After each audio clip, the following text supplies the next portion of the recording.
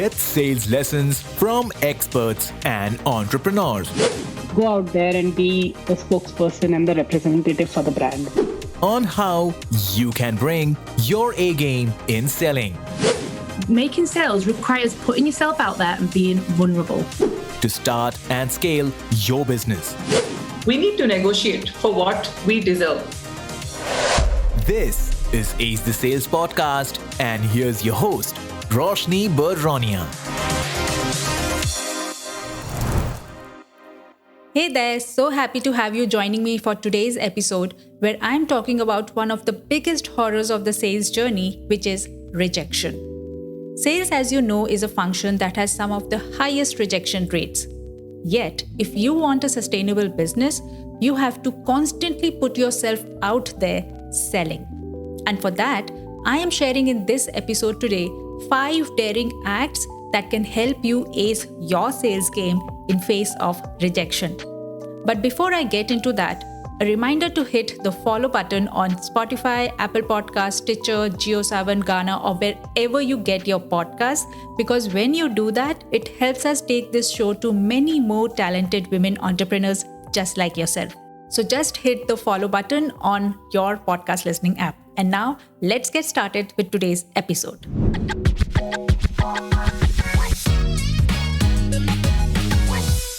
We are living in a culture, society, and era where approval and acceptance are synonymous with our self-worth.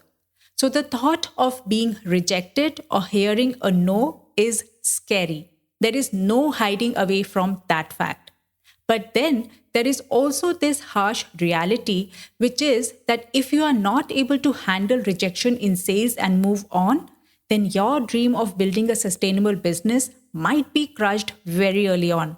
Because sales is all about dusting the dirt, picking up the ropes, and marching out again with high levels of enthusiasm and cadence.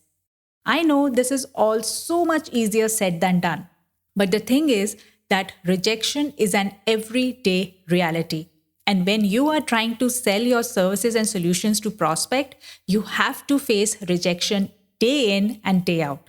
It's quite likely that rejection could also make its way to your heart, soul, and mind, and to such a great extent that it can paralyze you from taking the daily actions that you need to take in your business.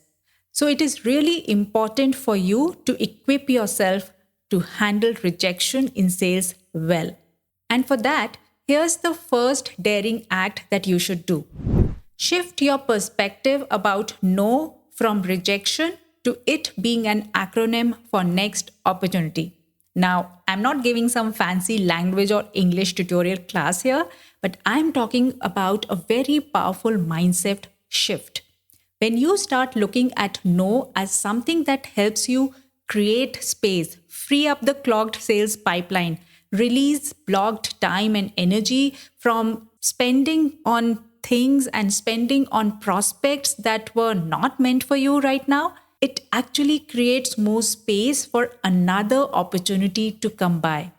At that point of time, you won't be disheartened to hear a no. If you want to make more friends with rejection, listen to a TED talk by Jia Jiang about his experiment of 100 days of rejection.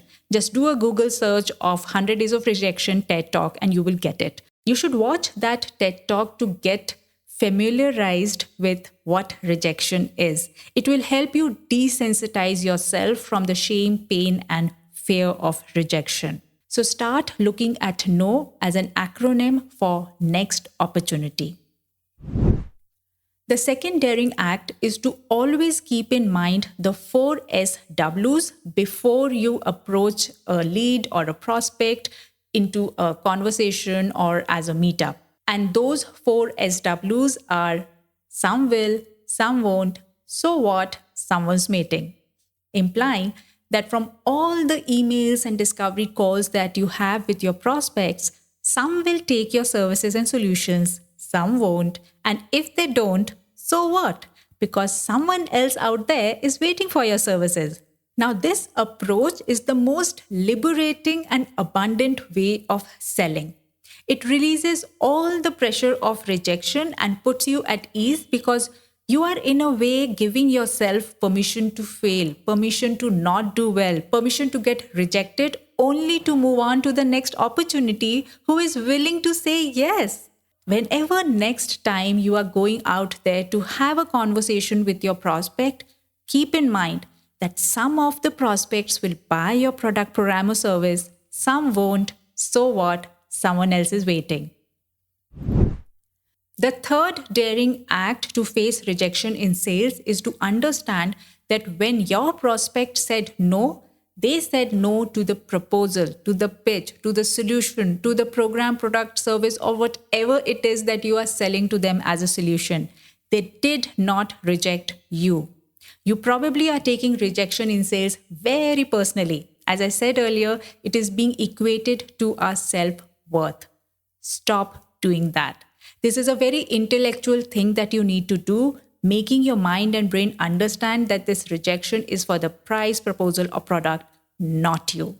At the end of the day, the thing that survives and thrives is you. So stop labeling yourself as a failure. It is not you. It may be the solution which can be fixed, which can be altered, which can be reworked. But till that time, don't let rejection become a hallmark of your self-worth. Don't do that. Till the time you don't let rejection become a hallmark of your self-worth, you are good to go. Hey there, hope you've been loving the episode so far. Just wanted to take a moment to invite you to Ace the Sales Club, which is a tribe of women small business owners who dream, dare, and do amazing stuff. If that's you, which I'm sure you are, just sign up on the link given in show notes to join the waitlist and stay tuned for the updates. And now, back to the episode. The fourth daring act is to pause and acknowledge. I wonder from where this notion has got into our definitions of productivity and performance, that things have to always be moving at light speed, always be in action, always be closing, always be on your toes. No, dear, slow down. Don't try to hide away your feelings. Don't try to brush under the carpet the disappointment of rejection.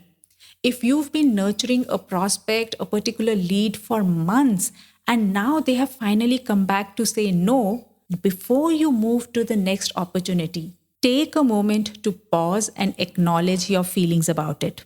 Do you feel sad? Do you feel angry? Do you want to rant it away to your close friend? Whatever it is, take a moment to indulge in that emotion, indulge in the feeling and let out that emotion, vent it out. Take a moment to be with yourself or whoever is your comfort companion in such situations. Talk it out to them, journal it.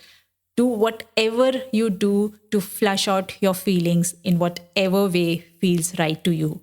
Just don't internalize the rejection as something which is altruistic. It is a mere experience which will trigger a response in you, and that response could be anything from rage to remorse. Allow that to happen and then bounce back. And the last and final daring act number 5 is to reflect and redo. This is the place where you bounce back with definitive actions. Reflection is not just a 3-syllable word or a spiritual act that I am suggesting to you. It is a very strategic way of approaching rejection.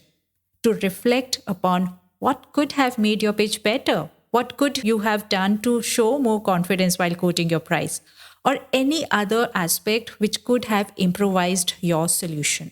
If you miss upon reflecting upon what worked and what did not work, you will keep repeating the same mistakes in the sales process over and over again, which will keep pushing you to more and more rejections, and the cycle will keep on happening. Rather than doing that, take this opportunity, seize this opportunity as something which helps you improve your service and solution. Think about what you could have done differently, or said differently, or presented differently. In fact, don't shy away from going back to your prospects and asking them, what is it that you did not like in it? What could we have done better? What is your feedback about my conversations or the way I was having this entire conversation? And you will be surprised that most people will be very candid and tell you all of that. It will be a great learning experience for you. Maybe they will also share with you that it was just a bad timing for them. They were not ready for it now.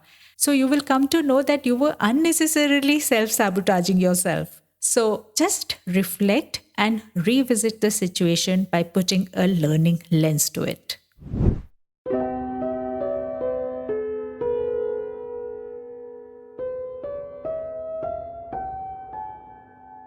I hope these daring acts will help you not only overcome the fear of rejection, but also take the bull by its horn and make the most out of it. Rejection, as you see, gives you the opportunity to re-energize by inviting new leads. It gives you a moment to reflect on what you did right and what needs improvement. And it also gives you a moment to rest, catch a breath, and hit refresh.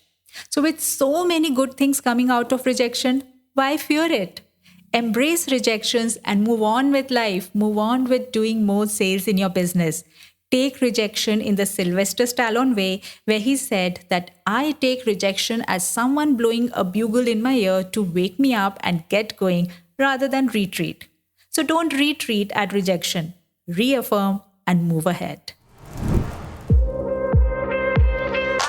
And that's a wrap. Thank you so much for listening to today's episode. If you found any value in today's episode, then remember to recommend Ace the Sales podcast to at least one of your business buddies. You never know what insight they will get that can help them in their business. So do some good karma today.